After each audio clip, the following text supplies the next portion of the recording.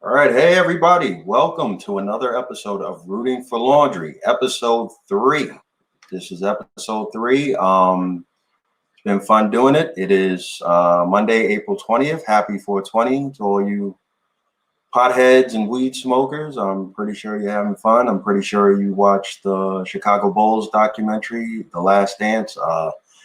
Yeah, pretty good stuff. I'm not finished. I watched the first episode.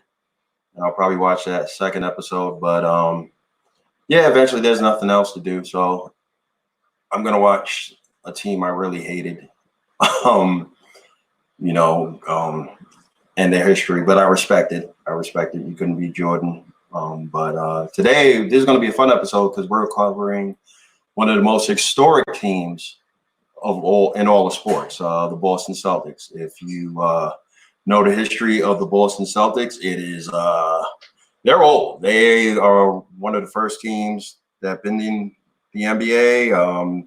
They have the most NBA championships with 17. Their last championship in 2008 against the LA Lakers, and their last finals appearance in 2010, where they lost to the LA Lakers.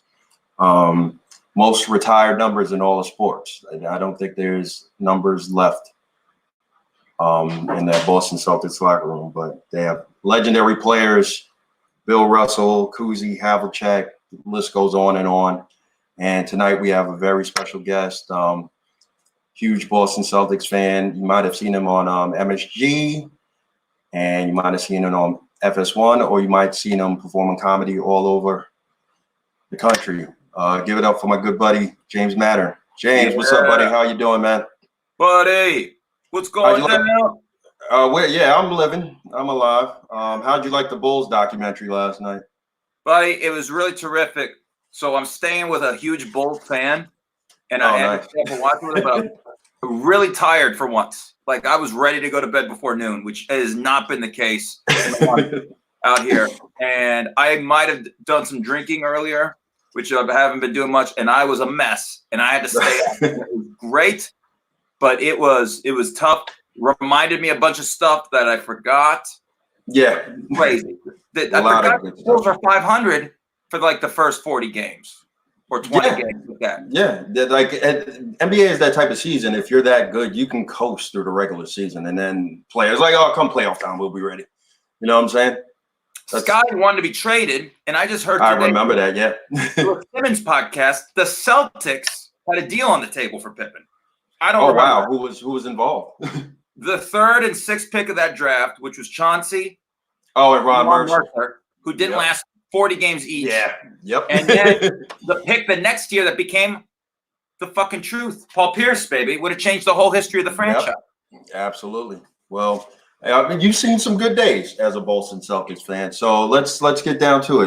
You were born and raised in Las Vegas, Nevada, right? Yeah. Guilty. No professional sports team there, but you had UNLV basketball, a college team, which is very successful. They went to the Final Four in 87, 1990, 1991, and they won a championship in 1990. Were you a fan of that team, and was that a big influence? Buddy, not only was I a fan, when I have nightmares, which are almost every day now amidst COVID, sometimes I get saved by members of those teams. Sometimes the only question I hope is George Ackles and David Butler and Larry Johnson coming and like beating up the guy with the knife who's about to kill me. Like, few things. It's all we had. It was the most important thing in the world. We would get every 3 years a failed arena football team. That was fun. But the Rebels were absolute superstars. Yeah. It was the biggest deal that we had. And the main reason in Vegas, like, they never got teams because of the gambling, right? Since it's the gambling capital of the world, they were like, all right, we don't want to, get a team in Vegas, and there might be some corruption involved, and in games or something.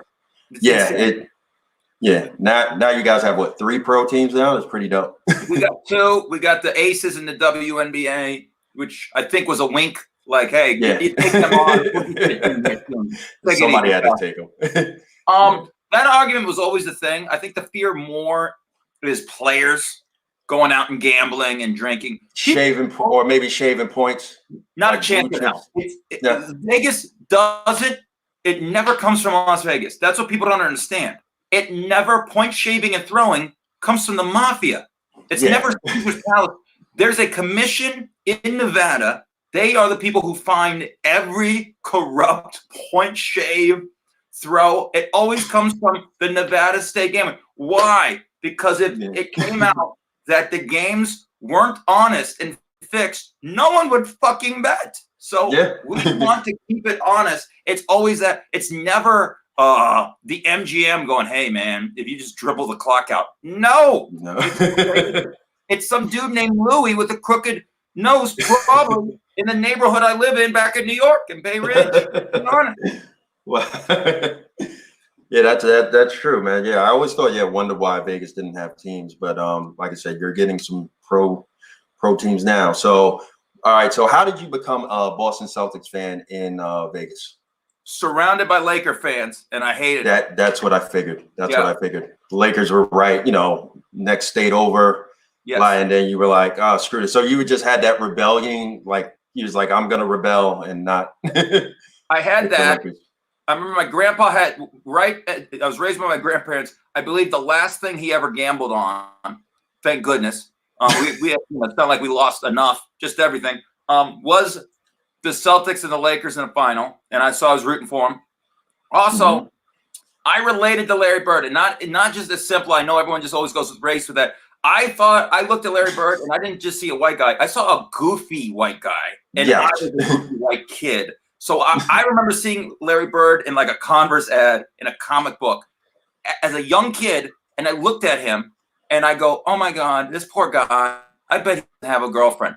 Honestly, it was like in the back of like the Fantastic Four with She-Hulk, and I'm like, oh, God, and I felt ship to him. I think the guy did pretty good women-wise and did his thing, but I felt like this was like a downtrodden dude or whatever, which is far from the case, but I related to that.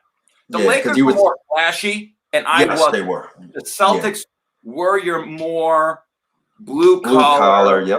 Yeah, I mean, from Chief on, people forget Chief was not like the super most athletic dude, but he was a bad. Yeah, all those guys, like you hear all the stories about Larry Bird being a self-taught player and just working hard. He couldn't jump, he couldn't run, he wasn't the fastest guy, but he busted his ass for everything he got. DJ, all them dudes. Yeah. So 1987 was your first memory. So this is like, I guess when the season started, or like during the NBA finals when they went to the finals? It might have been the playoffs. I really can't fully pinpoint it. It might have been that finals, but I went with them right then.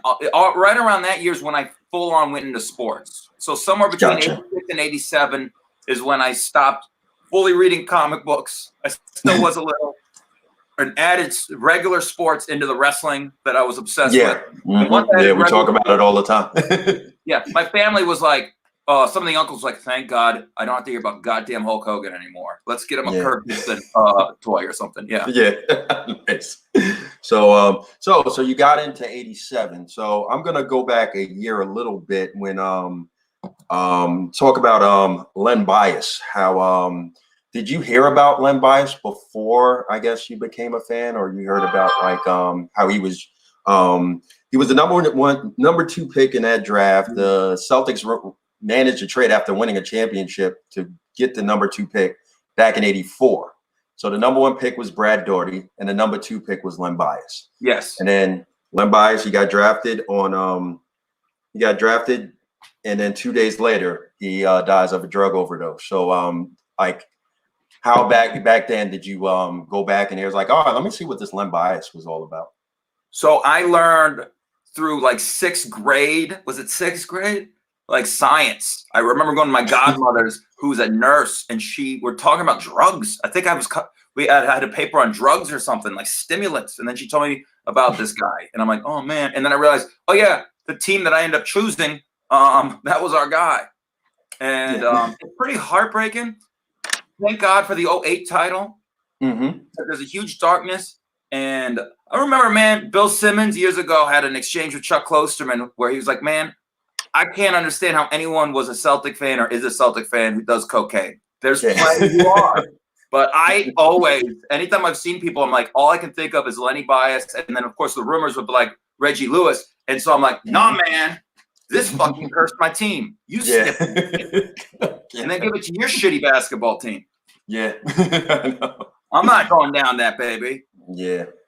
So, like, yeah, like Len Bias, like, who knows? Like, imagine him, Larry Bird, McHale, and the Chief, like, on one team. Like, how, I mean, they were still good, but how, you know, like, nobody knows how good Len Bias could have been. You know what I'm saying?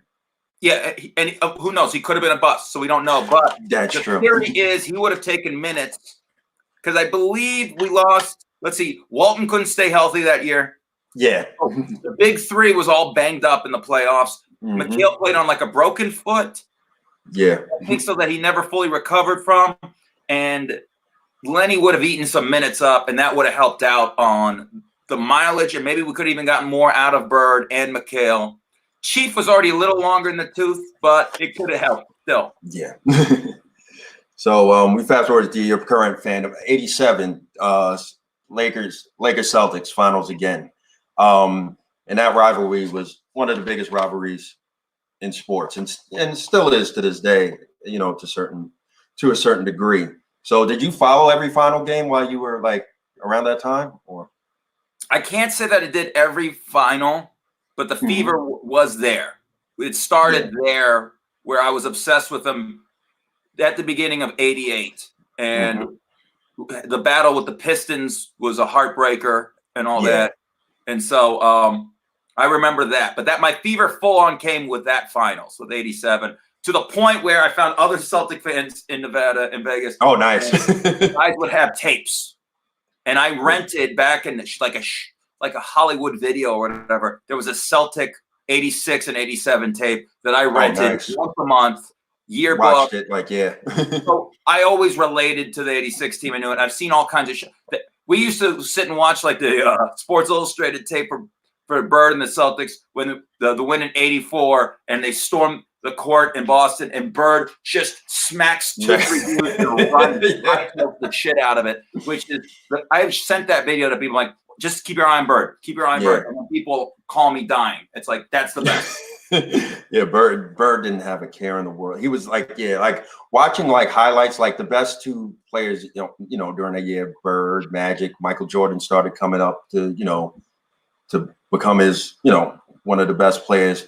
And out of the three players, like I like, Jordan highlights are cool. Magic highlights are pretty, flashy behind the back, over your neck. But I just seemed like with Magic, it was so unfair because he was 6'9" point guard. And it's like, all right, this is really, you got to adjust. But Larry Bird, like with him being, like you said, lanky and goofy as he is, and just shooting over players, like, and talking shit at the same time. Yeah. Like how badass, like where you like, they're like awkward white dude, and just like the league is a majority black, and you're just sitting there shooting threes in their face and talking shit. That's insane. Did that, never liked being considered a white player. Yeah, that's why I didn't do it. An insult. Yeah. Which is nice because as a comic, I was in a car once with someone. My buddy, I gotta keep it nameless, was a black dude, pretty good comic. And he was naming people, and he's like, "Oh, this dumb white dude." I'm like, "Dude, you can't just be on race." He goes, "No one thinks that you're a white comic, man." And at that moment, I was like, I felt like Bird. I'm like, "This is the greatest compliment I've never." Thank you, buddy. Yeah, because you could definitely pass off for non-white if like I didn't notice, but like if I didn't know any better, I was like, "Oh, you're white? I didn't know." Thank you. Yeah, so that. Yeah, that's I feel like Ali G, so thank you. Yeah, so 87, they lose to the Lakers, unfortunately. So Larry Bird was definitely your favorite player growing up, like Bird, then Chief. Chief, yeah. I was 00 when I played ball in my first season. Second year, they didn't do 00. Yeah. And then David Butler of UNLV was 00, so I was a big fan of him. I've been this height since like 1989. I was a big man. I stopped growing. And my career was done. But I still identify in my head, and when I still played ball a couple years ago with comics, I still played down low, even though I'm 5'0". Yeah. You got all the post-up moves. Yeah. Yeah, I still can post a little, but I'm not tall. And I thought about it. I barely like any guards. Like I put a list of my all-time favorite players. There's barely guards on it. It's crazy. I'm a big, as a Knicks fan, I'm a big Patrick Ewing guy. So like I always like the big man game too. I always like was the guy in the park like shooting hook shots. And just like you said, I'm like, I was 5'9" at the time. So I was like, I would do a hook shot. I'm like, what the hell is he doing? It's like, why is he shooting a hook shot? Just, it's insane. So, fast forward to 88. That's when they lose to Detroit in the Eastern Conference Finals. Detroit was starting to come along. It started to go the changing of the guard with Detroit was like, and Chicago were coming up on the Boston Celtics. That's fair to say, right? Well, 87. So that year, and once again, going back and rewatching year tapes. I mean, 87, they had us. Goddamn, they get cocky, and Bird steals the ball underneath the DJ who lays it in. Who, when you watch that clip, it's insanity. God bless the announcer, Johnny Most was there. That a man with that voice who basically was swallowing cigarettes during the game, lighting them and swallowing them. It's insane. Once again, the difference between the Celtics and the Lakers, you listen to smooth as fuck Chick Hearn. Hey, underneath the great. And then you have this, God, all due respect, the sewer rat voice. Everybody has a hole in their throat. He named the Pistons, what was it? Sally and Mulhorn with McNasty and McFilthy. And maybe Lambier was in it too. I mean, flat out the difference between. Do you remember that game where Larry Bird threw the ball at Lambier? Yes. I don't know. Bird was a thug. Bird was. Yeah, that's what I'm saying. That whole team would fight in a second. They didn't give a shit. Yeah, and Detroit didn't give a shit either. That's what's crazy. They all was scrapping. That's like Eastern Conference basketball right there. And that's what it was. It's a personality type. I think most of my teams fit my personality, but like that team to a T. Even historic, even if it goes on, when the Celtics win, there is that gut and that fight. I've had to fight for everything I've gotten. Yeah. I should fight even harder. But it's what it is, man. That's the spirit. Yep. It's not flashy. Even when they were flashy. You look at it, Bird was as good a passer as Magic. Absolutely, it's unbelievable. I've seen the highlights. Yeah, Bird could do it all, man. It's just beautiful. Yeah. So we'll fast forward to 89. They lost in the first round to Detroit. And then 1990, they blew a 2-0 lead in the first round to the Knicks. I remember that as a Knicks fan. I remember like watching that and watching the Knicks come back. I was like, oh wow, this is cool. So 89, Bird gets bone spurs in the third game of the year, misses the whole season. Yeah. Reggie Lewis is, I believe, a rookie that year. And he's starting to formulate the teams around McHale. Jimmy Rogers had taken over the team from KC, who was a great coach, 2 rings. Never really clicked. 90, we kind of knew it was done. Yeah. It was a newer team. And the big three was aging. Yes, they made, I believe Ainge was traded that year. I believe we got Brad Lohaus and Joe Klein? Or no, we traded. Yeah, something. I remember that one. Yeah, it was like, you got those guys came in the I know Ainge was gone. We got Ed Pickney. We had Sherman Douglas as a Sherman rookie. Douglas, I remember. Yeah, Brian Shaw, I remember too. Brian Shaw. Yeah, he was on those games as well. I always hated that the first round was best of 5. Then. Every round should be the same. So, same. Yeah. After I think the Lakers in 2001, they started to expand it around that time. Yeah. Yes. So So we'll move on to 1991. Do you remember the slam dunk contest? It's one of the few highlights of my life. Yes. Yeah. Brown. I went and got Brown. I thought it'd make me a better player. Yeah. I mean, it's unbelievable. Good for you, D. Good for you. Usually the guys that. Ever since I guess Jordan and Dominique did that slam dunk contest, the slam dunk contest was always like they weren't the top tier talent, but they were guys that just that claimed the fame. Because I think D Brown got a Reebok deal out of that or whatever. I know he was in a couple of commercials. Yeah, I mean for a pretty mediocre player, It Yeah. stopped going after the famous Dominique Jordan duel. I believe Kenny Skywalker won a Nick. Yeah, I remember that one. Yeah. And it never recovered really. Larry Johnson was in '92 with Stacey Augman. I think they lost to Cedric Sabalos, who was a very good one with the player. blindfold. Yep, I remember that one too. Harold Miner won one, and then they put the slam dunk contest on a hiatus for a while because it was just like, all right, what else can we do? Just more missed dunks and less stars. I mean, there's been years where there have been stars, obviously, since, but yeah, there really wasn't that much of a peak. That when it was starting, there was, and then people are like, "Why am I going to try and get hurt and do this shit?" So yeah, but as a Celtic fan, as a team that doesn't get viewed for dunking, the fact that we got that one, I think we have 2 or 3 now. Yeah, that everybody. D Brown, I don't know where you're at now. D Brown, baby. Whatever you're doing to feed your family, you're still blindfolded just for fun. Yeah, be who you is, D. D Brown forever. I was so obsessed with him. I wanted to change my name because his real name was Demetrius. I was gonna go as Demetrius, and people were like, "What the fuck is the matter with you?" I was like, "I want to in high school be J. Metrius Mattern." I'm not the dumbest Get a job, dog. Like, what would your family think? Oh my god! Oh, Italians and Germans from World War II. Yeah, it would have been fun. Like, J. Metrius. I like it. All right, so 1991, they playoff wise, they had a battle with the Indiana Pacers in that first round. It was like a battle of Larry Bird versus Chuck Person, like shooting it out. I remember watching that. And Larry Bird often like on the sidelines was lying down on his stomach, right, because of the back issues. Back issues was catching up to him. But that was a fun watching Chuck versus Larry at that around that time. A young Reggie.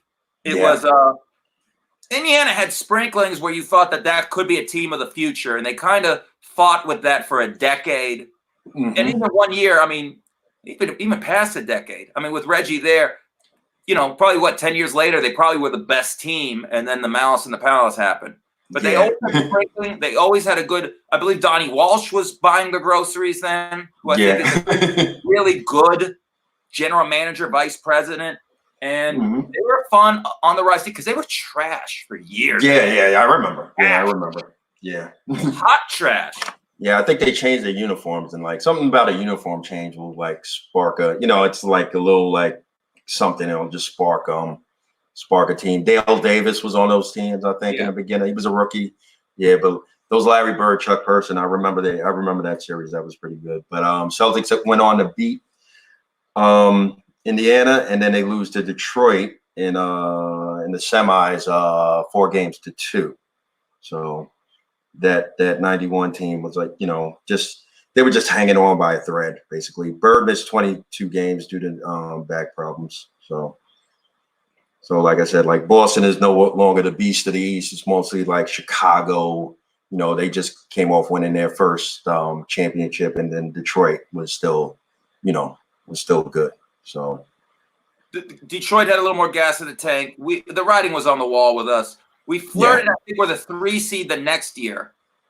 Yeah, get to 92. That was Larry's final season. They sweep Indiana.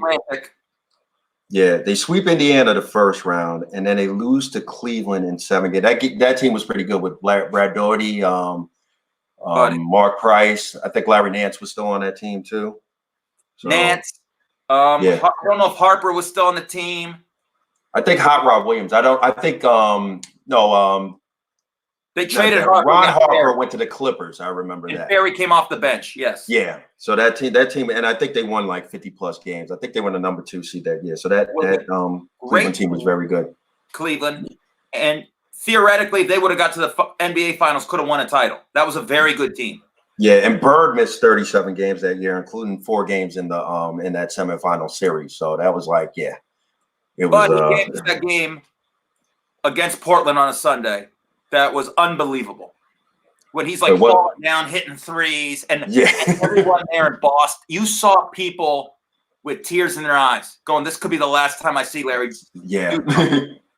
But he came back, and the team started losing when he came back after missing like a few weeks. And I remember a substitute teacher And my class his accent was so thick, like white clam chowder was hitting you every time he talked. Break it up, and he's like, "It's called chemistry. I like the guy cold, but they can't break it up." And it's I called in a sports radio, so obsessed. I called in this dude Artie Spanier, who ended up being a big guy. He was a real asshole, and I am stupid.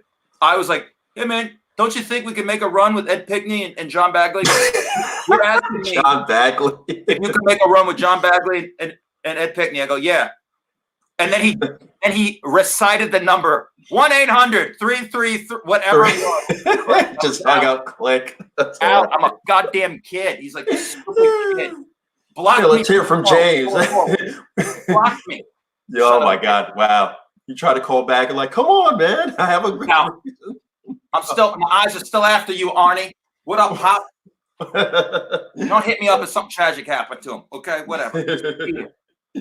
Yeah, so 92, that would be Bird's final year in the NBA. He goes on to play with the Dream Team in Barcelona.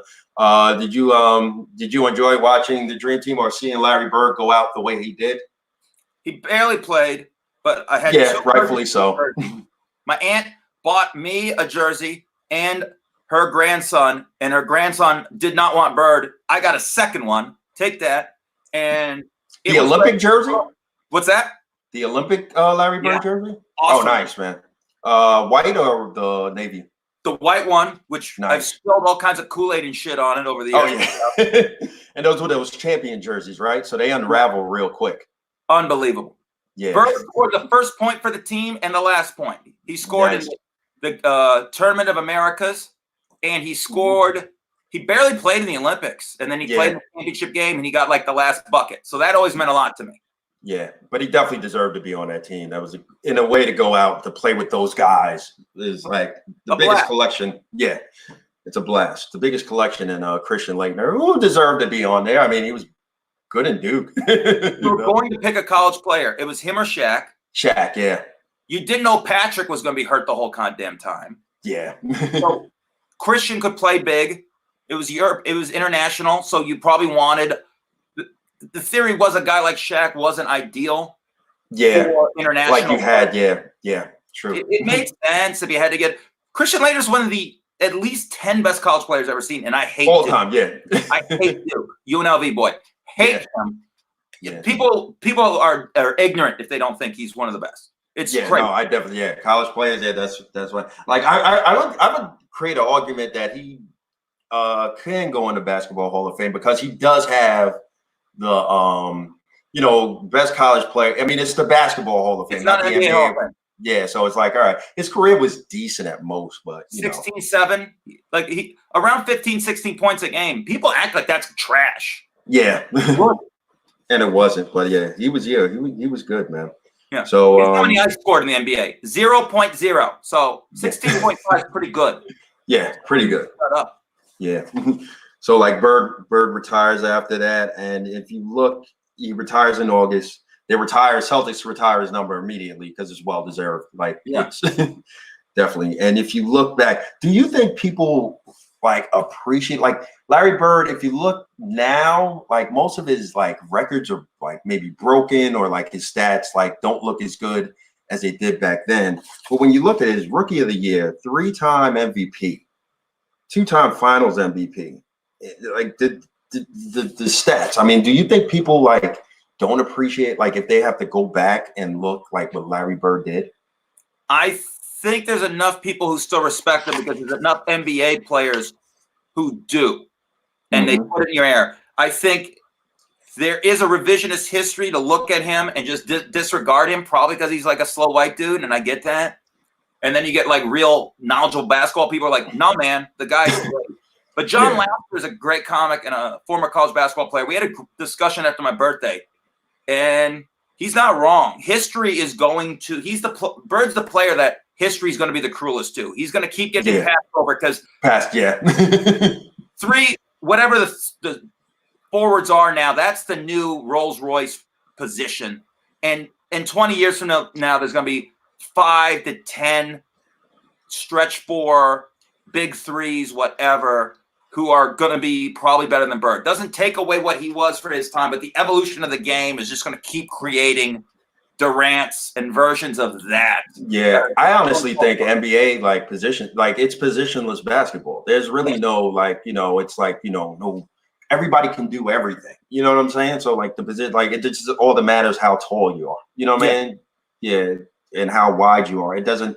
Yeah, like NBA, I think is like really point guard, score all the time. You know what I'm saying? Yeah. Probably the leading scorer. So it's definitely different from. If he viewed the three different.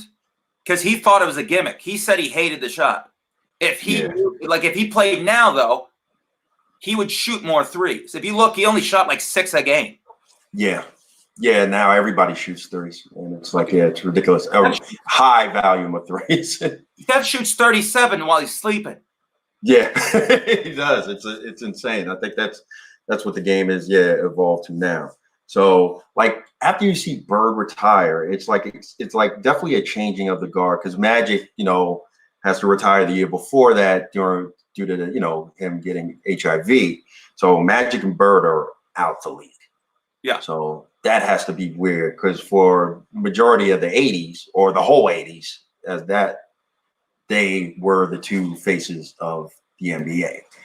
So we just. Saved the league, and then Michael took the league to the next plateau. Definitely, definitely. So it's a different time. So I'll fast forward to '93 with let's talk about Reggie Lewis, which is a sad all the big threes getting older, and then you got Reggie Lewis emerging in his 6th year, just getting better and better every year. He becomes an All-Star in 1992. And that game 1 in 1993 of the first round of playoffs against Charlotte, he collapses, and in the opening quarter after scoring, I think 10 points due to the heart problems. Talk about Reggie Lewis and your memories of that moment at the time or his game. Loved him. Michael, I think to this day will say that's the best guy who ever played defense on him. Wow. Yeah, he's great. That series was tough for me and my grandpa because we love Larry Johnson. And Charlotte was the team of the future. Yeah, definitely. Everyone's like, Philadelphia's going to win 37 titles. Slow it down. These teams never win. The teams. You had him and Zoe. Yeah, LJ and Zoe was on paper, looked like a pretty good combination. I mean, how's that team? And they weren't even playing together 3 years later. It's crazy. Yeah. So everyone needs to slow down. But that was tough. And I knew McHale was on the end. McHale had a beautiful series, but you felt confident because of Reggie. Reggie dies 3-4 weeks later. Yeah, he gets like after they diagnosed him as a hypertrophic cardio, which is HCM for short. Then he gets a second opinion a couple of weeks later. And then they clear him. The second opinion guys clear him. And he's like, all right, you can go work out in the summer. And then during the practice on July 27th, he suffers a cardiac and they try to revive him and he doesn't make it. So that's he died while we're playing basketball. Yeah. Play all night in the summer, in the heat, sweating. Yeah. Play 4 hours during the day, 2 to 4 every night. And then someone shows up and is like, Reggie Lewis just died. And it's like, what? Yeah. Tears in our eyes. Bawling. Tears. Yeah. Yeah, that's it. It's another like first line bias and now Reggie Lewis. And that's like, it's like, wow. Yeah, it's just it's like you kind of think like, oh man, this franchise might be cursed now. It might be going, the other way. So McHale also retires that year too. So yeah, both guys.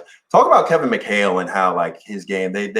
Everybody talks about his game just ugly. That's the definition of it, but very effective. Those moves. I mean, Charles Barkley still says he's the best basketball player he ever played against, which is just him just because he just can't give it to Michael because he probably lost a lot of hands of poker to Michael in golf. Whatever. Yeah, you gotta learn how beautifully hard-headed and petty Barkley can be. I kind of I kind of like it. It's kind of fun until this day. Fun. It's very fun to watch. So so McHale retires in 93. 94 was Parrish's last year, and then the year after he signs with the Hornets. So the Big Three era is done. Now, like I was watching the Bulls documentary, and if you like see like Jerry Krause, GM, kept wanting like to trade these, to move on because I guess he wanted to, any minute now these guys would like I guess either retire or grow old, and he wanted the team to still be good. So he just wanted to get the youth movement. Whereas the Boston Celtics always stayed loyal to their players. Do you think at any point they should have traded the Big Three or broke them up at any time? Danny Ainge, the reason he is Trader Danny is because of that. Yeah. I think he told Arbach to trade players when he played for him, and then he gets traded like a year or two later. Yeah. Sacramento. I forget what the deal. McHale was close to being traded in '87, I believe, to Dallas. I forget who we. I remember I was reading something about that. Yeah. I don't know if it was Tarpley, who would have been a bust because he couldn't stay on the court because of drug issues. Drugs, yeah. But I don't know what we got in hindsight. It's smarter to do it. Let's be honest. I'm one of these guys. I love these guys. We are rooting for laundry. This is a great title for your show. Yeah. Their players are looking for the best for them now, and the teams are looking for the best for them. It's what it is now. It's a goddamn business. Yeah. It's just what it is, and this whole thing of loyalty is dumb. Yeah. The players want to take care of their families, and you are running a business, and you need to do the best. Now, there's been some shaky shit and some real shaky shit by Ainge, which I'm sure you'll bring up. Yeah. But you're there not to just – I mean, everyone, what people think sports was or is what it was. There wasn't free agency. That's why Mickey fucking Mantle played till he's 106, hitting $180. People are like, that's how it is. It doesn't have to be that way. You can get value for players. It's just it's evolved. People should be traded. Players should get whatever money they want and where they live, where they want to go in free agency. It's just how it goes, and just deal with it. It's just the best for you. I want the players to get paid and do their best, and also the franchise needs to do its best. I hated trading Paul Pierce and Kevin Garnett, but it fucking made us a good team now. Yeah, at the end of the day, yeah. Thank God. Because I think growing up and consuming sports, everybody stayed on one to Magic stayed on the same team. Jordan stayed on the same team for a long period of time. Hakeem Olajuwon at one point was, just like Guy Ewan stayed on one team. Even in baseball to a degree, like a lot of guys would just stay on one team if they were really good. But here's the thing. You just said two names that didn't stay on the same team. You always forget where they go. Yeah. Olajuwon was a Raptor, bro. Yeah, I remember. Yeah, people don't remember that, but I do remember that. Yeah. That was it.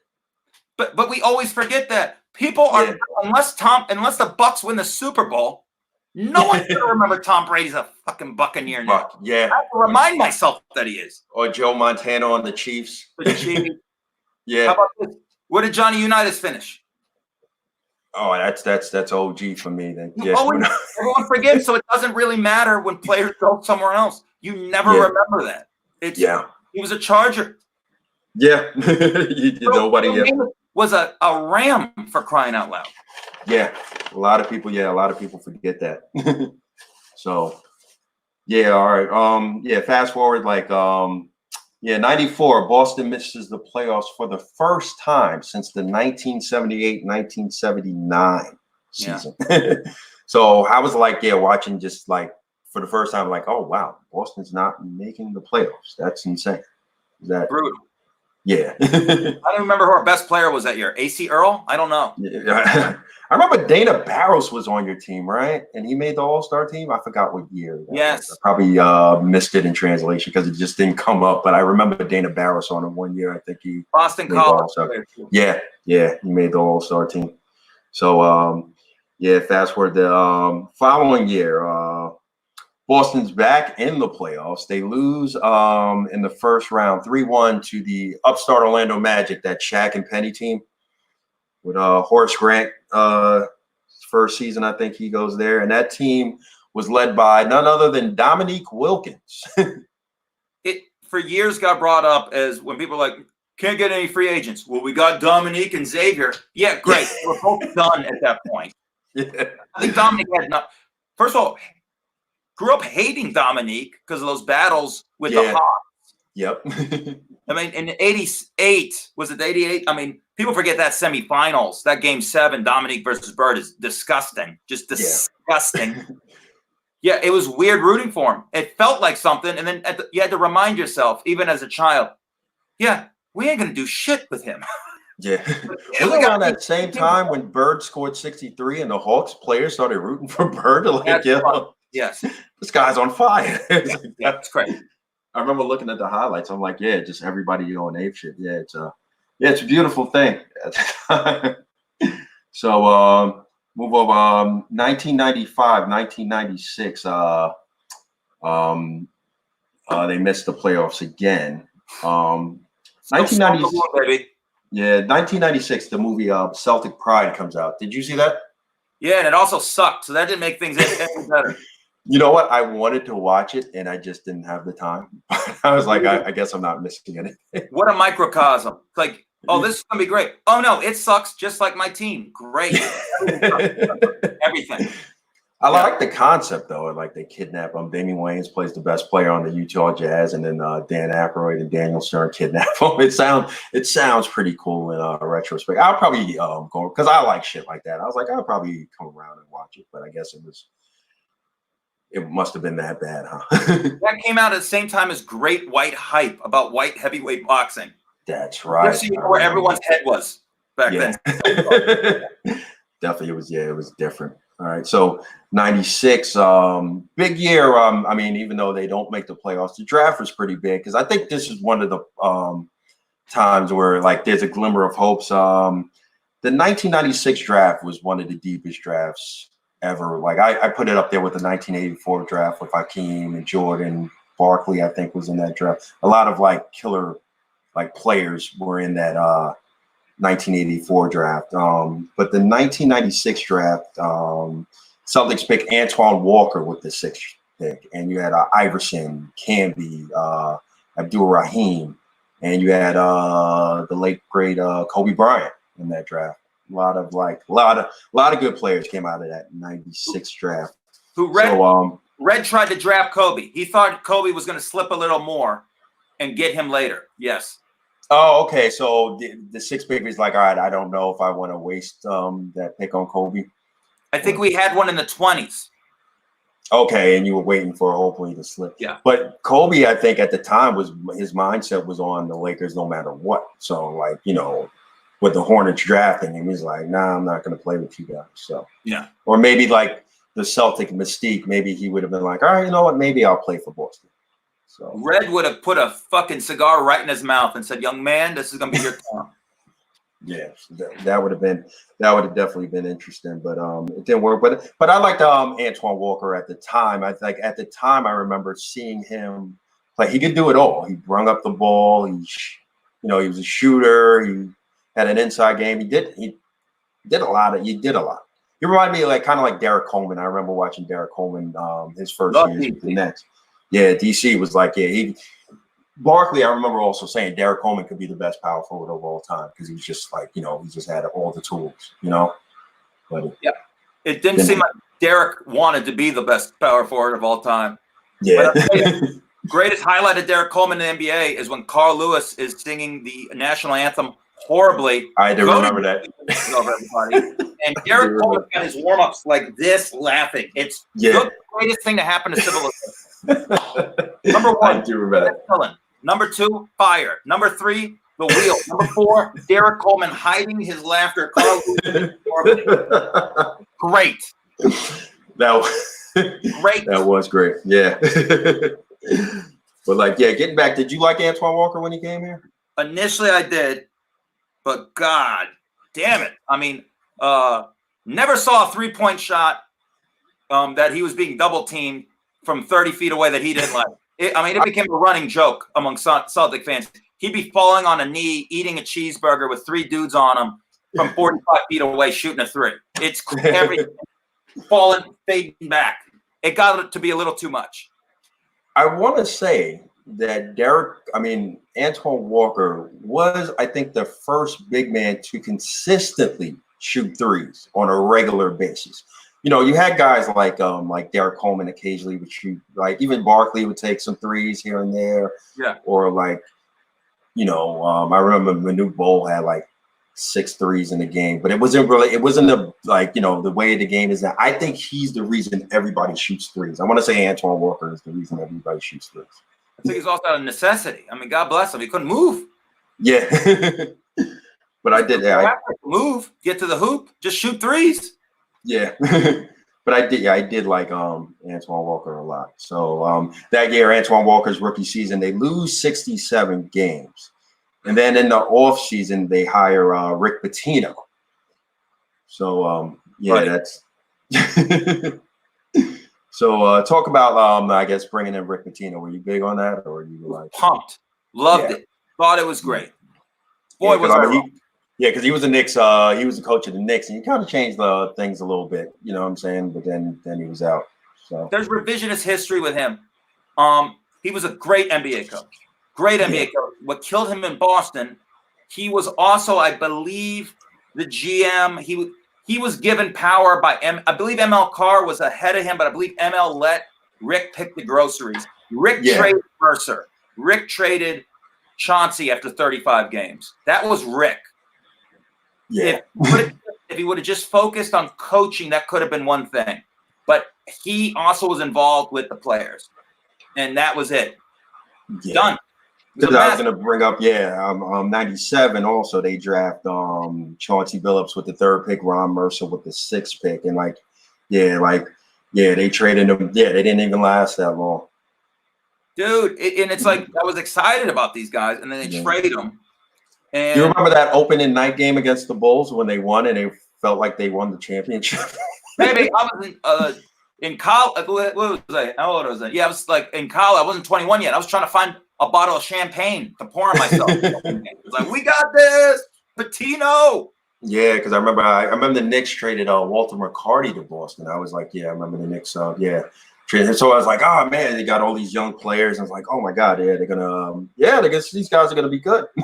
Yeah, Pitino just wanted to bring back his Kentucky players. That's he tried to recreate. That's what it was. Yes. Yeah. So at the end of the day, like Billups, in February they make a deal with Toronto to bring Kenny Anderson in because Kenny Anderson didn't want to. He got traded from I think Portland. He was on Portland. They traded him for Damon Stoudemire to Toronto. He's like, nah, I'm not playing in Toronto. So then he ends up wiggling his way to Boston. So that was in February. So that was a big deal. So they missed the playoffs in 1998, but it's good because I think this is where the Celtics start. This is the player they pick in the 1998 draft with the 10th pick. Paul Pierce is the guy. Baby. Yeah. So Paul Pierce. 10th pick. Then were you hyped about Paul Pierce, or was like, okay, let's see what he got? Yes and no. I have a horrible prejudice against the University of Kansas. So gotcha. There's a bunch of schools that I hate from my past life as a college basketball fanatic, and Kansas for some reason, and especially I didn't like Roy Williams. So Roy Williams had his hand on you. I didn't trust you. So I knew that he slipped too far. And ironically, the guy I'm staying with here in Vegas during all this texted me. Well, I don't even think he was texting then. I think he called me. He's like, dude, that's a great pickup. That's great. He slipped. It's great. You should be happy. And he was right, and it worked out. But initially, it's like, you still have these bullshits in your head where you don't want players that you didn't like, from schools you didn't like. It's like, ugh, I don't want any Duke players.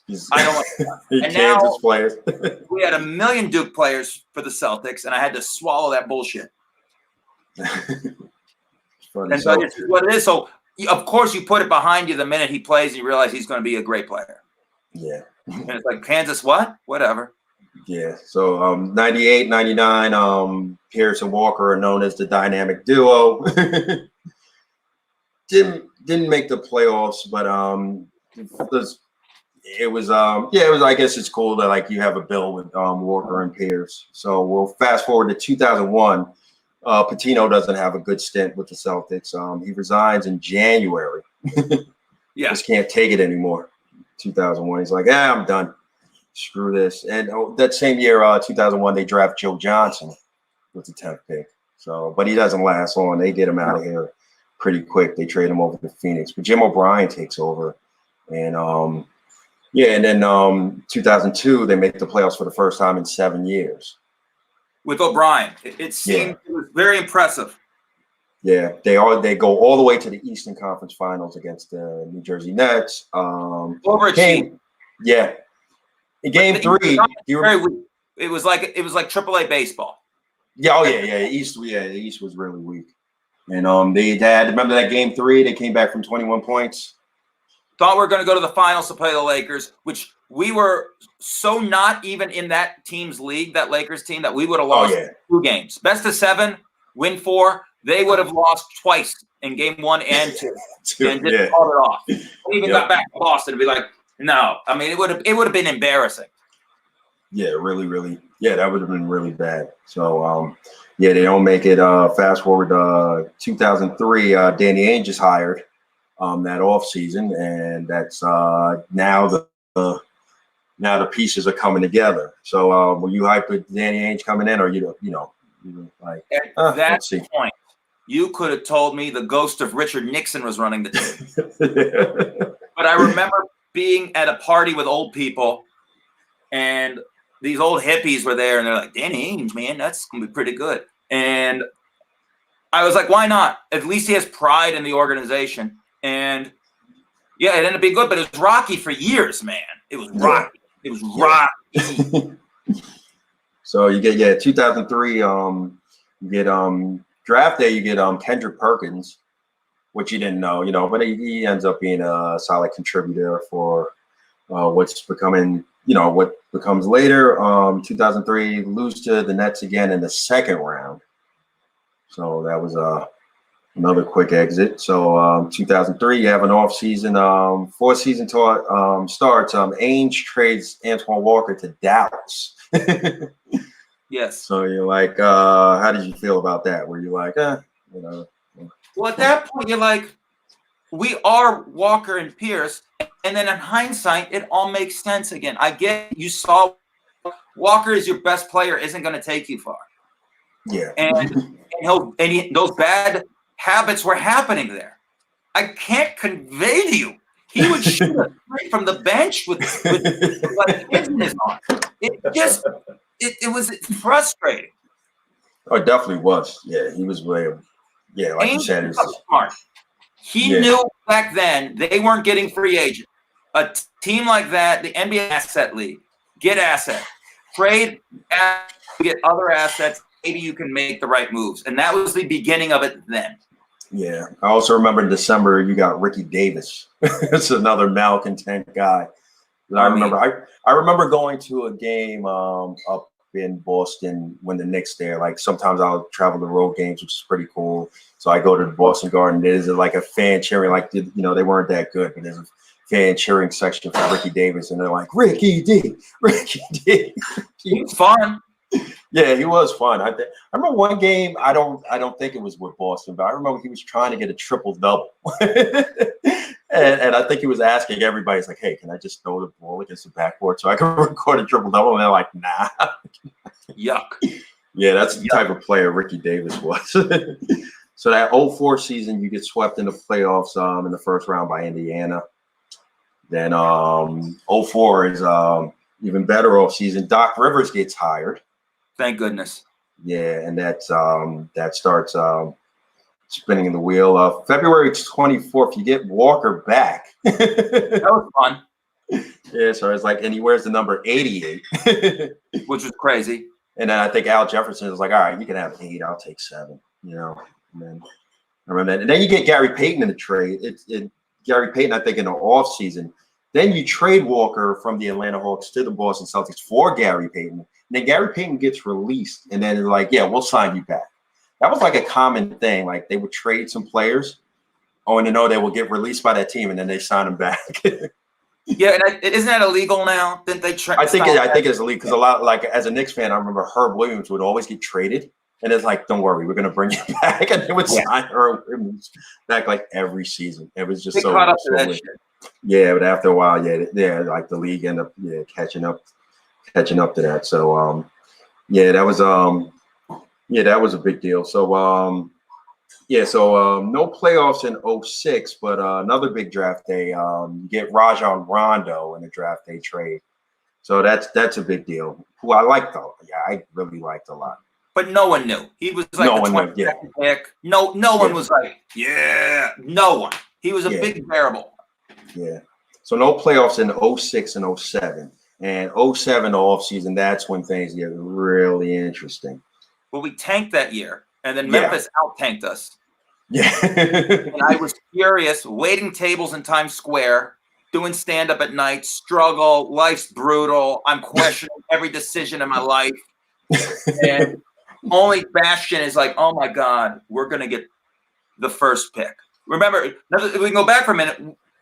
When we got Patino, the optimism, we had 2 picks. We thought we were going to get Billups and Mercer, and Van Horn, who rookie year was great. People forget that. Yeah, I remember. Van Horn was number 2. Had a fine career, about 14 points a game. Yeah, because Van Horn got picked by Philly. I remember they did a draft day trade for Tim Thomas to the Nets, and he was a beast with Calipari coaching him, and then he got and never recovered. Was monster. So we thought we're getting both. And then we get 2 guys who seem okay, and they're both in spring for the Celtics. And then this seemed like deja vu. Oh, my God. There's Odin and Durant. Like Odin, I know that's a lot of revisionist. I saw things that I was like, no, the guy looks 95. A black guy who looks 95 when he's only all his black cracked. Cracked up. He's broken. And I love Durant, and then we get the 3rd pick, and I was depressed, and then I am coming from eating checks at the then Laugh Factory, bombing my ass off. I walk by a manager I fucking hated at the Hard Rock, who's shit, and the news breaks to me while he's smoking, and I go, oh my God, we got Ray Allen. Yeah. We're going to be okay. I was excited. I'll be honest with you. At the time, I remember 2007, they traded Ray Allen and a bunch of other players for Jeff Green, who was the pick. And I was like, I remember watching Jeff Green in Georgetown. I was like, Jeff Green's not bad. I thought at the time, I was like, maybe you should stick with the youth. I don't think Ray Allen, I don't think that was a good idea at the time. But it was just a setup for what's then to become. You know what I'm saying? A month later, they pull a trade with Minnesota and get Kevin Garnett. And then you're like, holy shit, we're going to win the whole thing. I was so depressed. This girl broke my heart. I hated working, was struggling to get stage time, trying to find my voice, struggling to pay bills. And I took a pause and I go, you might win the NBA title. You thought you would live to be 100 and never see another one. Mm-hmm. Remember, I came late. All my titles with them are videotapes and highlights. Yeah, you come in a little bit later. One with them winning. Yeah. And well, at least you're not a Knicks fan. I'm tasting it. And it gave me hope in my life that I was going to see something that I thought it wasn't, which was inspired me in everything else. Yeah, so once Kevin Garnett gets in, the hype is there. Like I myself, once I saw that, I was like, yeah, you guys are poised to win a championship. That's a big deal. And Kevin Garnett, Paul Pierce, Ray, 3 players that have been in different, rounds of the playoffs, going as far as like, the Eastern Conference or Western Conference Finals. They finally get together and be like, I think they're going to sacrifice everything and just like, we're going to win this shit. We're going to win the whole thing. So, and the big questions though back then was, can you win with 3 guys? Perkins was an unknown commodity, and Rondo. Remember, we got rid of all the point guards we had. We had we had who else did we have? We traded all these guys that we were building with. Al Jefferson, who I loved, who I didn't want to get rid of, and now we have a center that we don't. I mean, the guy couldn't play any offense back then. Rondo, it was going to be his 2nd year. Yeah. This was big with Ainge, and then he went to those guys and goes, "You're our dudes with them." It was a big deal, but it wasn't an absolute done deal yet that we were going to win. We had two absolute young variables in that starting lineup. Yeah, that's so right. I like the word variable. I think I've done it 37 times tonight. 37. Yeah, so they ended up winning like 67 games, right? Yeah. Like in that 08 season, and then they playoffs. They it was a tough playoff run because they like every game went like really, every series went really far. They beat Atlanta in 7 in the first round. They beat Cleveland in 7 in the semifinals, and then they played Detroit and they beat them in 6. And then they play the Lakers. Now, talk about like playing, not only playing in the finals, but playing against the rivalries renewed again. It's back. It's like, now everybody's hyped up. It's like, oh, Celtics, Lakers, man. It's like old times. It's like, it's like a rivalry renewed again. And it's like, it's hype. Were you shaky about that Lakers team? I mean, I didn't think they were better than the Celtics. I was scared of them, but I was confident. Man, I was wearing my jersey. I was wearing my Reggie Lewis jersey. Nice. To work every day. And this British guy was like an assistant manager for like a month. He's like, "Oh man, your passion, bro. I don't know that sport. Man, this is great, dude. This is exciting." Yeah. Now I'm gonna stop the timeline real quick, here. What was your first Celtics game you ever went to? First one I went to was 2011. Okay, so we're not even there yet. Okay. No, my girlfriend at the time bought me a ticket for my birthday, and I was in the Carolines contest, and they were always on Tuesdays, but that round was a Monday, and we had these tickets. She spent good money on good seats, and we were scared. And luckily, I lost to the great Sam Morrell the week before. It was very close in the Sweet 16. Nice. He took his hand. And I go, thanks, man. I would have liked to kept going, but fuck, man. But fuck it's probably cool. I'm like, go win now, all right? Yeah. Wow. So all right, it was very close with the judges, and it was like, well, fuck it. Now I go into this game. Nice, man. All right, so we'll get back to that. So 2008, they beat the Lakers 4-2, and it's celebration time. How did you feel? Like, where were you at? What was your So I was still living in Astoria in a very small apartment, and I watched the game. I barely went in our living room. Our TV was smaller than this computer that we're recording on. And I sat with my roommate and her boyfriend, and she thought it was exciting that I cared about this. And I got emotional because also, like, I guess, I mentioned race a little bit with Bird. There was a stigma. Anytime people find out you're a Celtic fan, there's that bullshit. And that is. And it felt so great to see an all-black team with a black coach, and the only white guy is goofy Scalabrini, who barely suited up. He was like the mascot of the team. Definitely was, yeah. I always said this, man, when you meet people when you tell them the Celtics, man, you meet these old-timers, you can tell who the racists are because they'll start with, oh, back in the day, I loved them, It's like, if the third name they say is Ainge, like it's okay if you say Bird, McHale, 1-2. There's no shame in that. Yeah. If Parrish isn't third or DJ, if you go with, oh man, Bird, McHale, Ainge, Joe Klein, Jerry Seaston. Well, I mean, what about Parrish and DJ, you motherfucker? How about Floyd Maxwell in 84 and 81, you son of a bitch, and JoJo White? Like, it's insane, and I hated that stigma because I never cared about that. Like I said, I related to Bird more because I saw him as homely and had the same background. Forget race. I looked like him, yes, but also I could tell he was promised nothing. His dad was an alcoholic. My mom had her issues with drugs and shit.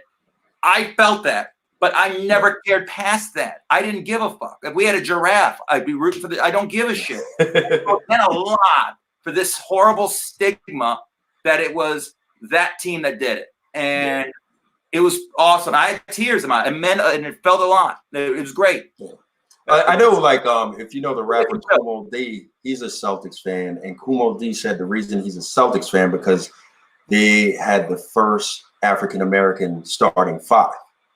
Which so people forget. Know. Yes, people forget about that. And I remember I was like, I always he's a Celtics fan. He's like, oh, because he had the first black starting 5. So I was like, wow, I just read a book on Bob Cousy and Bill Russell, and it's many chapters about that. What unfortunately is the knuckleheads in that city during that time, the Celtics were the fourth biggest team, and racism unfortunately was affluent in the way they treated. I mean, Bill Russell came to grips in the last 12 years with being a Celtic in Boston, wanted nothing to do with that city, loved his team, but they treated these guys fucking horrible, and it's disgraceful. It's disgraceful. But and then Russell came back that year. That was the year he came back, and that was player coach, right? Yeah. Well, he came back with to give the trophy. I think that's trophy. The year that's right. Yeah, it was like, all right, yeah. And it's horrible. I think that they've changed a lot of that stigma. Thank God. It's weird because once again, I'm not a Boston guy. I just rooted for the Laundry and everyone who played for it. Yeah. So I have a perspective, but it meant a lot to me, man, and it still does. And I love that squad so much. It's criminal. I love it. Yeah. So Big Baby Davis in the parade with his shirt off. Of all the people that not have their shirt on, good for you, buddy. Let them fly, Pop. Let them fly. You got them. Yeah. So the next year they try to go for a second time. They start off great, 27-2. Then after the All-Star break, Garnett gets hurt, and that's a wrap. It's a wrap. KG misses the playoffs. They beat Chicago in 7 in the first round, but then lose to Orlando in 7, who end up going to the finals against LA. So and that's the year they had then 09, the following year they signed Rasheed Wallace, coming off the bench, and that's pretty cool. I think they also had Nate Robinson too. They had Nate. Nate and Glenn was striking donkey. Yes, that was fun. It was a gutsy team. The Celtic team's gutsy. Yeah, and I remember a couple of games they did have Marbury on that team, right? We signed him. My buddy, when I was still waiting tables, my buddy Garfield, for some reason, the Jamaican dude loved the Boston teams, and he just loved them with us. The signing of Marbury is a piece of shit. Put him on the bench, a fucking piece of shit. Garfield, who called Rude Boy, who just did God bless every stereotype that people think of Jamaican. He loved to bring them out, and in his thick accent, you fucking piece of shit, fuck him. Yeah, wasn't Sam Cassell on that team too? Wasn't Sam Cassell on that team too? Sam was on 08. He was a buyout that we got in 08. Okay, so he has a ring with you guys as well. Yes. Oh wow! So Sam Cassell was collecting rings. Man. That's pretty. You better believe it. But and we get Wallace. We get Starberry as a buyout. We had lost, I believe, House was off the team then, and people forget he was a key bench player for us in 08. And oh my God, who else? Tony Allen. Yeah, Marquise Daniels was on that team too.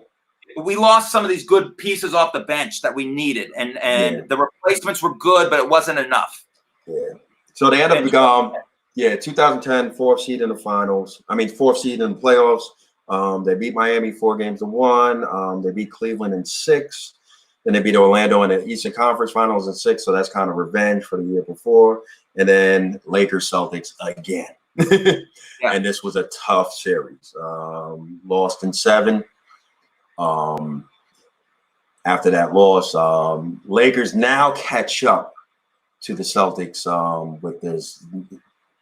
Boston has 17. Lakers now have 16. Yeah, it stinks. Yeah, so it's like they catch up, and then they lose, but hey, nothing to be ashamed of. Well fought, year in 2010. So 2010 off season signed Shaq and Kendrick Perkins gets hurt out for most of the season. You signed Shaq and Jermaine O'Neal. The finals. Remember that? Yeah. So he was done. So Shaq and Jermaine O'Neal come, and hoping that. Shaq is not the same Shaq. Jermaine O'Neal is not the same Jermaine O'Neal. But the first 30, 40 games, Johnny, they were the best team since that 86 team. You can't tell me different. They were so good. Shaq gets hurt and then did what he always does later in his career with other teams, is he doesn't get himself in shape and rehab and get healthy. He puts on weight while he's hurt. Jermaine gets healthy, ends up playing towards the end. Kendrick is a shell of himself. Yeah. He worked so hard to become a decent NBA player. And what people don't realize is the Celtics were going to win the title in February. I believe the trade deadline was my birthday. There was pundits going on the air. I've only seen this 4 or 5 times in the history of sports, and every time they said this, it always worked out that way. In June when the Celtics get that title, I've seen it many times, and it worked out. It didn't happen. They make the wrong gamble. It was smart to get rid of Kendrick because he wasn't a good player then. It killed our chemistry, and Jeff Green was not the right piece to get for him. Danny tried hard to get Harden. Hard. Oh, James Harden. Oh man, I'm thinking about that. If that happened. And then we get Green, and the chemistry goes to shit, and we don't have Shaq, and that team was still gutsy. Had a tough playoff. Everyone got hurt in the playoffs. But that team for the first half of the season with Shaq, I don't give a fuck. We're great, and Shaq knew his role at that point. Yeah. And he embraced the team. He went and hugged everyone. Yeah. I saw it. Yes. It was I heard great. That team, weren't they making their pregame meal with peanut butter and jelly sandwiches? They were just which I'm allergic to. That stinks. That's hard. Yeah, but Kevin Garnett was like, yeah, let's get these PB&Js. That's crazy, man. They loved it. Yeah. So your first game, I guess, was at the Garden. Was that the Knicks Celtics playoffs? No, regular season. It was beautiful. My girl, I think, wore her Knicks shit, so that was fun. Oh, she was a Knicks fan. Okay. And I'm up there wearing the jersey. She wasn't a huge basketball fan. She doesn't know the nicknames. Yeah, I still go old school with KG, who I loved even in Minnesota. I'm yelling big ticket when he touches the ball. I got to see Kevin Garnett. It's great. Yeah. Then we're leaving, and she's like, "That's weird. Someone's wearing a Celtic jersey with Shuttleworth." It's that guy doesn't play for the team. Yo, man, it's Jesus Shuttleworth. It's he got games. Yeah, you had to explain everything to her. He thought it was adorable. Yes. Wow. Well, that's cool. And have you ever traveled to Boston to go to a game or not yet? No, I was there when I was touring with the Stern guys for the Ronnie One Block Party playoffs, but it was an off day. We were playing at the Hard Rock, ironically, months after I quit the job. Hilariously, was finally just a pro comic, and I'd go for walks before shows and in between. And there we are. It's crazy. I'm like, God damn it! If this is a day or two later, I'd be in this son of a bitch. Wow.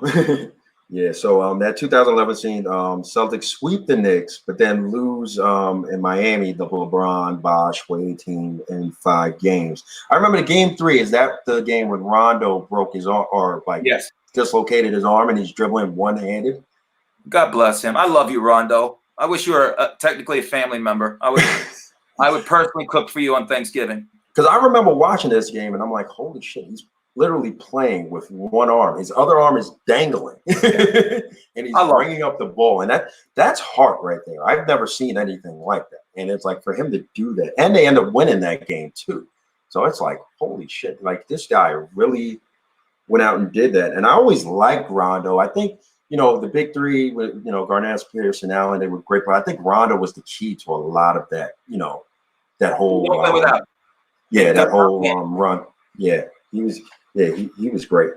So so fast forward, we move on. The year after that, they make the playoffs again. They lose to the Knicks in 6, and that's where it was an end of the era. The big 3, I mean, they were still intact, but Doc gets traded. Doc Rivers wants out. Do you know why he wanted out? I'm not sure. Yeah, because he saw the rats on the ship. I think he knew it was over, bro. I think he knew it was over. Ironically, dude, I was at the Garden when it was coming to an end. I believe it was either game 5. I think we won game 5 and then lost. At game 5, I was there recording a thing for MSG, and I was nice. So weird. I'm in the Garden. And watching your team play. Yeah, hope and love in my life. It was strange. I was trying to be like, yo, guys. I mean, I can just stay here, man. If you can just get me a seat. And they were like, we're probably not even going to pay you for this, so just get the fuck out. And so Yeah, so that was definitely the end of that. Doc ends up getting traded to the Clippers. Yes. And he's now the coach of the Clippers. Garnett and Pierce waived their no trade clause. They end up going to Brooklyn. And I guess, like you said, it's a business now. It kind of worked out in their favor because Brooklyn ended up I know they were okay, but when I saw that trade, I was like, that's not a good trade. I think Brooklyn was like had a win now mentality. So they went all in and they just got that. But I guess they did you guys a favor for taking those guys off. They remember the owner kept telling Danny, keep asking for more till they say no. And not only do we get 3 unprotected first round picks, I believe 2 swaps. Or at least 1. Swaps. It's crazy because you can't trade your picks back-to-back years, but you can go, you got my 2020 and my 2022. We can swap in 21. What the fuck is the matter with you? It was a feast like no one's business. Oh, great. We'll take Chris Humphries. Who gives a shit? Yeah. It was all about them picks. Yeah, so it works out to your favor. And then Brad Stevens gets hired. And so, yeah, we thought we were going to get a retread. Like Del Negro, who I hated. Yeah. And who was the coach who took the Nets to Franks? I'm like, oh my God. I'm in Vegas staying with Lawrence Frank, yeah. Yeah. I'm supposed to leave the next day. I'm watching SportsCenter with them. And before SportsCenter even had it, ESPN app, breaking news, Brad Stevens. I turned to my aunt and uncle and go, we just got the Butler coach. This is going to be okay. That was another one. When we got Ray and then we get Kevin. I'm like, we got a college coach who can probably be pretty great. He overachieved Butler. This is awesome. Now I got optimism again. Even though I know we're going to suck for a couple years, I had optimism. Yeah, because the rebuilding, you're in good hands at the end of the day. Yes. And we have assets. Yeah. So fast forward to 2013-2014 season, missed the playoffs, and then the draft, the 6th pick, you get Marcus Smart, who I really like. Well, hard-nosed player, yeah. So that's it's a pretty good piece for added to at the time. So we'll fast forward to the season after that. In February, you get Isaiah Thomas, who ends up for nothing and ends up being really, really, really good. You know what I'm saying? He gets you guys to the playoffs and lose. You get swept by Cleveland. I mean, no shame in that, but I mean, but Isaiah Thomas was really good. And then the year after, he has like an MVP like season. It's tough to root for anyone with that name because of how much of a motherfucker Isaiah was to Bird and the Celtics. Yeah, and as a Knicks, as a GM, I remember going to a game. Isaiah Thomas, I think, was on the Kings. He was like the 12th man, whatever. When he came off the bench, everybody was like just booing the shit out of him. It's like, what? Because he's just because same name, baby. Same name. Yeah, it sucks. So that year after, Isaiah Thomas has like that MVP like season. Boston signs Al Horford, and end up being pretty good. You end up being the first seed in the playoffs. I guess that shows the lopsidedness of the East and the West too. Yes. So it's like the team overachieved and had no business. I didn't think for a second we were going to win the East. Yeah, but they end up first seed, they beat Chicago in 6, beat the Wizards in 7, and then lose to Cleveland, who end up winning the championship in 5. So at the end of the day, it's not bad at all. You know what I'm saying? That's that's pretty good. Then you fast forward offseason 2016 draft, 3rd pick, you get Jaylen Brown. Solid. Yeah, so it's solid. He's actually pretty good. I saw that. I was like, all right, this can work. So now you get Jaylen Brown. So that's a pretty piece. That year, playoffs get missed too, right? That 2016 year. And then 2017, you guys win the draft lottery. Yes. And winning the draft lottery, first pick projected was Markelle Fultz, but Ainge pulls off the trade for the 3rd pick. And did you understand that logic at the time, or were you like, why would you do that? all year it was the 2 point guards, and then for him to want to trade down, I had faith in it, and I was like, something has to happen. And Fultz never struck me as spectacular. I know it's revision, and he was doing better this season, but I had faith in it. And once again, it was an example of how are you going to know if you don't ask? Hey man, do you want to swap? Because they would have just taken Tatum, but it's like, you want to go take this guy? Okay, and now we get the guy and a pick. Great. Yeah, beautiful. So like Fultz goes number 1, Lonzo Ball to the Lakers at number 2, and then Jason Tatum number 3, who's been great. Was before the season got paused, was making the leap. Yeah, because I think his sophomore season wasn't that good, right? It was like yes, and part of it is Kyrie. When he carried the team without Kyrie in that playoff, he already was ready to take that step, and then he loses those touches he needed his second year because, of course, it's Kyrie, a scoring machine, and the leader of the team, unfortunately. And Tatum, this third year was kind of, all right, this is my squad. Let's fucking go. It's me and Jalen's team. Let's go. So, like, Tatum gets drafted, and you signed Gordon Hayward. And had that gruesome were you hyped about the Hayward signing? Buddy, it was 4th of July. I'm at the Astoria Beer Garden eating brats and drinking beer. They drinking. Dan Perlman's hugging me. He's like, you got this son of a bitch. It was great. Was pumped up for the season. Opening night. I was starting a warm-up job, and I was for what was it, Comedy Knockout? And on set all day. I basically have my phone off. I'm doing a bunch of shows. I'm gonna go home, get something greasy and disgusting, and watch the game on delay with my roommate at the time, the great Anthony DeVito. And I turn, as we wrap the last show, tearing off Airplane. Oh my God, Hayward, fucking Celtics. Shit, buddy, how are you?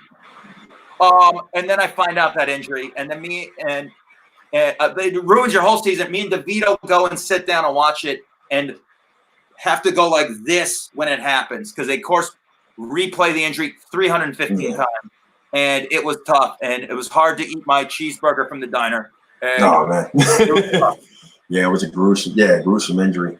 So like, you get Hayward, you get Kyrie, and even though Hayward ends up missing out for the season, I mean, Kyrie does a good job. I mean, he's just coming off winning the championship for Cleveland, but you could see like the writing on the wall. He's just kind of, like, maybe I'll be here, maybe I won't. You know what I'm saying? It was just. Here's a hot take. He's kind of a weird dude, isn't he? He's a weird dude. He also thought the world that they have pictures up from space, and it's a globe. It was flat. Oh yeah, it's a flat earther. Yeah. So boy, I couldn't see that coming, but it was worth the trade, and I will always say that. Yeah, so that year, second seed, beat Milwaukee in 7. You beat Philly in 5, and then you lose to Cleveland. LeBron, no shame again, in 7. So it ends up, not bad. There's hope. They were overachieving without him. Tatum made that leap in the playoffs, and it gave you have hope, but then. Last season, the team wasn't the same team that you saw in the playoffs. Hayward was not confident. Kyrie. I remember he was like, they bring him off the bench, and they started for a bit. It wasn't the same guy. It was tough. And Tatum wasn't developing. Tatum regressed. Brown kind of regressed. He, towards the end of that year, started looking like he was making a leap. But for that first half, they were kind of whatever. And it was tough, dude. It was tough. Then you start thinking, oh, my God, did I buy in too easily with these players? Yeah. So the year after 2018-2019 season, playoffs again, sweep Indiana, then lose to Milwaukee in 5. And then Kyrie and Al Horford leave. Kyrie goes to Brooklyn, signs this big deal with Brooklyn. Horford goes to Philly. But you get a sign and trade for Kemba Walker, which is really good. I wanted – as a Knicks fan, I wanted Kemba Walker. Really, you were supposed to get him. That was the room. He's coming back. Yeah, but I know Knicks, like, in hometown players, and trade Rozier to Charlotte, and everything starts off good. I mean, the Celtics looked like at the end of the day with Toronto losing Kawhi And you know, the Celtics might could have made a run. You know, unfortunately, here where we are now, we're sitting in our houses, not watching any playoff basketball. But who knows? It might have been another Celtic Laker championship again. And it still could. I do think they're going to end up finding a way to play empty. I don't know what the playoffs will look like. I think they should just do mini series, like 2 out of 3s, or single elimination or double elimination. Make it, dude, this is my big idea. This is what you should do. Play for 2 weeks. Everyone plays everyone in their division 4 times just to get people back into shape. Yeah, because no Lord knows. 32 team elimination, single elimination, and then the finals can be 2 out of 3. And you're like, well, there's 30 teams in the league. Guess what? All stars for the G League East and West are the 16 fucking seed, baby. Let's roll. Wow, how much fun would that be? And anything could happen. And I have my money on Houston. But great, Houston could win. But I'm saying, boss, anyone could win. Giannis doesn't have a goddamn hoop at his house in quarantine. The MVP come back shooting 2%. That Celtic team could make a run.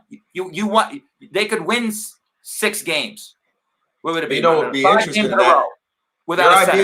Your idea is very good because if you think about it, that single elimination tournament style could make up for the NCAA tournament where we lost. Yes. You know what I'm saying? And that's like one of the most exciting things you can watch in sports. So that would take the place. But it'd also be an asterisk year. Remember, all these baseball, if they do the 80 games in Arizona, you can't brag about winning this year. It will feel nice, and we should have something with all this shit we're going through. But you can't brag about it. Remember, you know, 2020 will be the year of everything will be asterisk if everything. It's a half title. It's probably a quarter title. Yeah. So basically, we caught up to speed with the Boston Celtics. Real quick, how many jerseys do you own? Right now, I only have 2, and I don't wear the Reggie because it's beaten up. It's beaten up. So it's just Reggie and Larry Bird right now. Yes, that was given to me by a girlfriend, and I always want to buy more. I can never justify spending the money, but I'm always tempted. The jerseys aren't cheap. Yeah. You know, if I can still make a living as a comedian after all this shit, and it gets back to being decent, I will buy more. I always wanted a Russell. I always wanted the Chief. I'd like to get one of the guys. I'd love to get a Tatum. Yeah. It's so I would, if I could, I would only wear Celtic jerseys. I swear to God, if I could. Nice. But also, being a comic in New York, wearing those on stage leads to fist fights. Yeah. I can only wear them on the same. I'll tell you this real quick. Like as a Knicks fan, I don't think the Knicks and the Celtics have a big rivalry, in my opinion. You know what I'm saying? It's not really. It's more, I guess, maybe because of the cities, but not because of the team. The history is not, you know. Not anymore. It's very one-sided. Yeah, I've never recalled, like when I call rivalries for the Knicks, it's Pacers, Miami Heat, Chicago Bulls. Celtics were never. I don't think they were ever good at the same time. And you know and they played a couple of times. Like I know that KG Mello had that little riff. You know what I'm saying? But it was it really didn't. I never felt the Celtics and the Knicks were a big rivalry to me. It just didn't. Yeah. Well, in Bay Ridge, Brooklyn, the 2 or 3 times I've wore that jersey, you would think different. New York is just bitter about Boston, especially with. It's a city thing. Yeah, it's the city thing. Any Boston versus New York thing, it's the city thing. It's not. It's not really the teams. But like in 2005, I remember they got the black jersey. Did you like the black jerseys or the black incorporated jerseys? Or I hate it. I just want the green and the white. That's all I want. Same with the Lakers. The Lakers should just wear the purple and the yellow. They shouldn't wear fucking white. This is insane. And I'm because the jerseys are big marketing. So everybody has a weird, you know, everybody has like 10 jerseys. In all the sports, everybody like has 100 jerseys. Those 2 franchises had it perfect for years. Now, if you're the Miami Heat, you should only play in those Vice City bullshits. You should only play those Miami Vice. Yeah, those are nice. I do like those. All the time. The Nets should just play those Biggie trim all the goddamn time. Oh, no, actually, I don't like those. I really hate those. I love them. Those are really bad. But anything else, like you're right, like the Celtics should do with the black and stuff like that. I mean, it's kind of weird. Well, that's our wrap up for the Celtics, man. Yeah, this was fun, man. Thank you so much. Mac, we did it, baby. We did it. I was going to get into the Golden Knights because I was like, it's quick. Well, we overachieved that. Yeah. Yeah, we're quick. I mean, it's what they came into existence in 2017. So you finally had a franchise in your hometown. How did you feel when you finally got it? It was great, but I ain't gonna front. I mean, it felt weird that it was hockey. I hated the name initially. I did a thing for Katie Nolan's show, making fun of it, and little do you know, months later, it's the most important thing in my life, where I would come home from gigs and get the NHL package and watch games. Nice. Oh, so you went as far as getting the NHL package. Wow. Yeah. And you've been to games, Knights games, I guess, in the city, when they play at the Garden or Barclay. I usually go when I'm back for Christmas, go to a game. I've seen them at the Garden. I've seen them twice at Barclays. It's crazy. Yeah, I love it. Nice. It's a great experience. The team loves them. The city loves them. Hopefully they can do a tournament again. Once again, anything can happen then. So. Yeah, because real quick, I mean, one of the few franchises, their first year in existence is the first time they go to the Stanley Cup Finals, and they almost pull it off. And that's like, wow, this is the team to root for. Game one was too hot, I thought, and people were arrogant here. I watched game 5 at a warm-up job after. I was in the office of the star of the show and drinking with my roommates who are writers, and it was Michelle Wolf's show. She's a friend of mine. Her manager's from DC, and it's fucking, he could tell, man. Oh, wow. So it's like, yeah. Michelle watched sports with me. She knows how hyped I am. I'm trying not to look like a maniac on the show. And she's like, fucking curse. Do it. I love you for this. Do it. And I was heartbroken. And then I'm walking to the train. And I think it was raining that night. It was depressing. And my cousin, who's like my little brother, more than a cousin, pissed off, just angry about DC. I go, yo, bro, we had no business being there. We overachieved. DC hasn't won a title since Doug fucking Williams. They can enjoy it. Yeah. They can enjoy this. So it's our first year. We'll have first year. It's like, wow, holy shit. This is, it's really surreal. So now that the Raiders are moving to Vegas, how hyped are you? Were you a Raider fan before that, or are you like No, but my uncles were. I always drink coffee when I come back out of Raiders mugs. It's one of those things where they fit my personality, and I probably should have been a fan, but they were in LA when I was a kid, and so I once again rebelled against everything I was surrounded by. Mm-hmm. So I did not root for them as a kid, and now it makes sense. But they're going to play empty. I drive by this stadium, and it's going to be empty. We're not going to have a game with people probably. So it's very sad. It sucks that they have to open up, and then you're like, oh, man, they're not even going to be there. City's going to be bankrupt. Yeah, because nobody's making any money. Yeah, great job, everybody. Yeah, that's why we have this show, man. We talk about the good old days. Yeah, the good old days. We have a long road ahead. You know what I'm saying? All right, James, I thank you so much for coming on, man. I knew this would be good because I know we talk sports all the time. We run into each other, and I knew this would be a fun ride down memory lane. And thank you for coming on, my brother. Thanks for having me, my people. Hope you enjoyed this. Find me on Instagram, baby. James_L Mattern. I'm dropping music in the next couple weeks. Watch me and Nathan McIntosh Thursday night, 8:30 Eastern. Settle Something, where we argue and scream at each other like two mooks. And my podcast comedy is dropping in the next month or so. It's a comedy etiquette podcast, art of hosting, green room culture. Should you sell merch on the road when you're not headlining? The handshake, which we'll never do again as humans. Or with gloves. I have years of just being a working class comic and talking about this shit. Pointers if you're up and coming. If you're a big comedy nerd, it's some inside baseball shit, man. It's basically we'll talk about the things that you could do if it was baseball. You get thrown at by the pitcher. We're going to tell you those things, so you don't get thrown at. Definitely, if there's a guy to listen to, check them shits out, baby. Johnny Mac, number 1. Third, all right, thank you. What's 3? It's one of the 2 numbers that was on the back of Larry Bird's jersey, baby. You're the legend, baby. James, I thank you again, my brother. All right, man. Be safe. I hope to see you soon, man. Hope we get through this shit. Yeah, man. I'll see you by 2025. All right, thanks, man. I appreciate you, man. Late pop. All right, thank you. That was James Mattern, man. Follow him on IG and and his socials. He's everywhere, man. Good job. Had fun with this one. Catch you on the next one. Next week, we're gonna have big Chicago Bulls fans, since Chicago Bulls are the popular team right now with their documentary, The Last Dance. Adam Mamawala, Chicago native and big Bulls fan and funny guy, will be on the show. Thanks for watching again. See you next week. Take care. Bye.